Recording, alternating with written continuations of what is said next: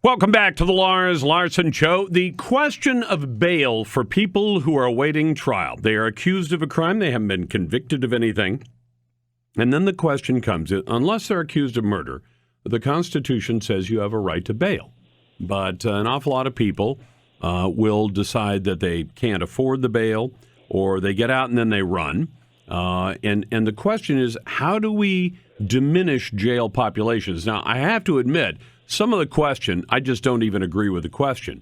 If I understand the Constitution guarantees the right to have bail unless the charge is murder, but this desire to simply artificially reduce jail populations by letting more people go, releasing them on their own recognizance or in much lower bails, doesn't make sense to me. There's a reason that you hold people in custody, both for the protection of the community and to ensure that the person actually shows up at trial.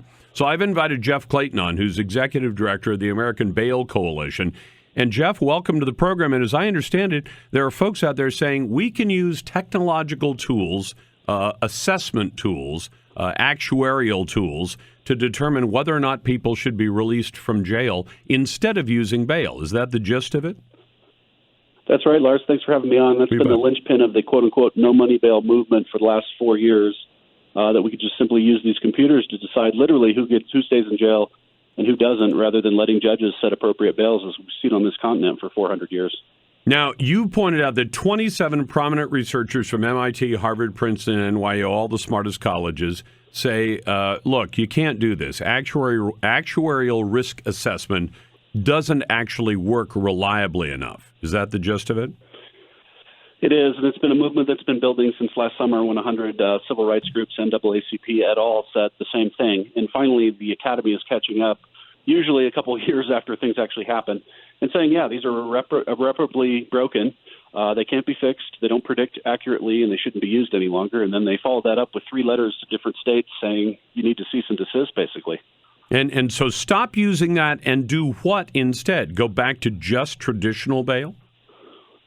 Yeah, they don't really give a roadmap for that, and I think that's kind of where we've been the last couple of years, is we can work within the existing constitutional system to improve it, rather than doing what these no-money bail people want to do, which is changing state constitutions, eliminating people's right to bail, and giving it over to these computers. Well, but and when you eliminate their right to bail, they're still going to get released. They're just not going to be released with any money security, right?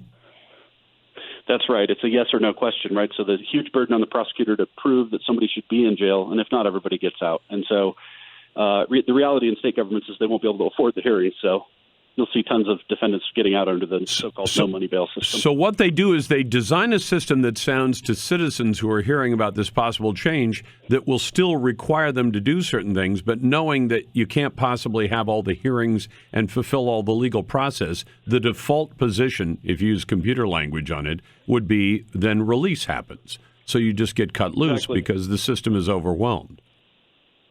Exactly. It's a total smokescreen, and I think the letter to Senator Hertzberg on Senate Bill 10 sort of shows that this system doesn't work. It sounds good in concept, but at the end of the day, people on both sides of the aisle think it's a bad idea at this point. What would be a good way of going about this? So on our website, ambailcoalition.org, we have the 4th generation of bail reform, and we talk about reforms that can improve the system and return it to what it's supposed to be, which is appearance in court, guaranteeing appearance in court, and returning fugitives to court when they flee. And we need to kind of purify the bail system, go back to that, and stop trying to solve all the social problems that we're looking at when we're setting a bail bond. I mean, let's talk about it realistically. Everybody focuses, and I know the news business, my business, focuses on the big deal crimes, like murder and rape and robbery. But if you take garden variety felonies, what's a typical bail that might be demanded of a man or woman to be able to walk out of custody until their court date? Well, it depends largely on the jurisdiction. The reality is first-timers usually don't get bail, so it's usually repeat customers who've committed multiple crimes when judges start to put bails on them. No, stop for a second, Jeff. When you say they don't get bail, does that mean they're just recogged out, they're released on their own recognizance, or that they're just told, you're going to sit in here for a while, you're not going to get bail? Typically on a first charge, you generally don't see bail except if it's a particularly severe violent felony. Okay, so they're released anyway with no cost. Yeah. And no security. Yeah. Correct. Which might tend to lead them to say, well, then I'll just split town. Well, right. And a lot of times they do these unsecured bonds where they forfeit an amount if they don't show up, which means they have an incentive not to come back. They have an incentive not to come back? Who designed that? Because they do that's the leftist unsecured bails, because it gives the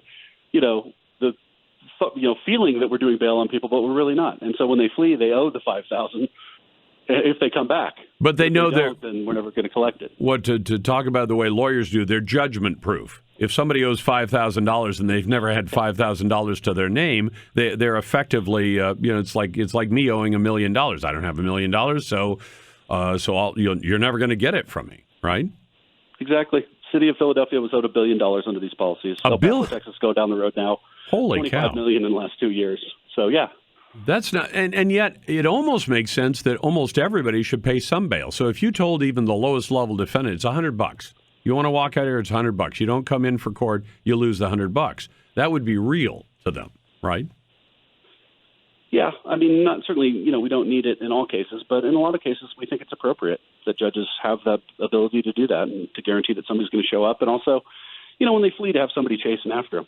Now, and that's where the bail bond agents have private arrest powers. I did interrupt you because I wanted that clarification of what you meant by they're given no bail. But you said a typical bail is maybe $5,000?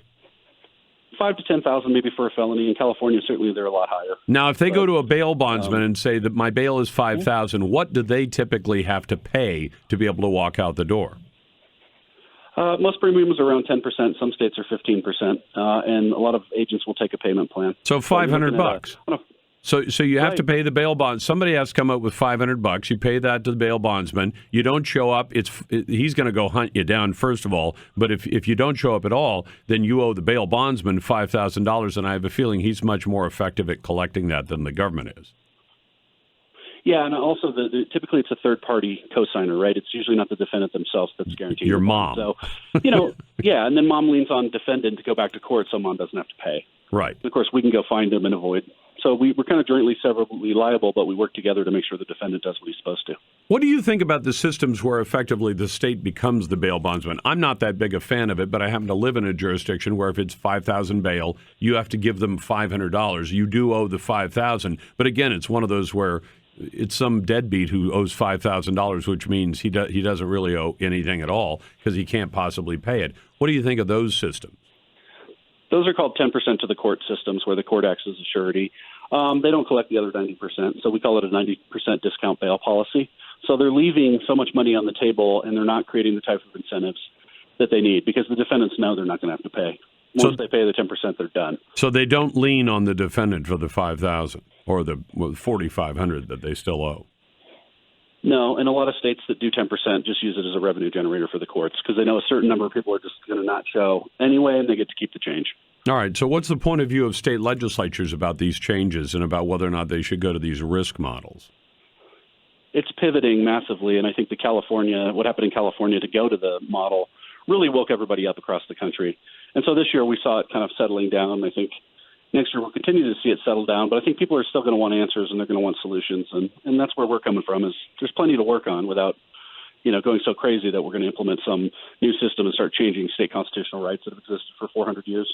Yeah, I think we should leave those in place. But I'll tell you what, Jeff, I always say naysayers go to the head of the line. So if somebody calls me and tells me, oh, no, we should let people go without bail, I'm going to ask them, if it was your dollars on the line and it was your brother-in-law or your brother who was going to walk out the door and leave you owing the money, would you be as confident? And if he's not confident, then I'm not going to be confident either. That's Jeff Clayton from the American Bail Coalition.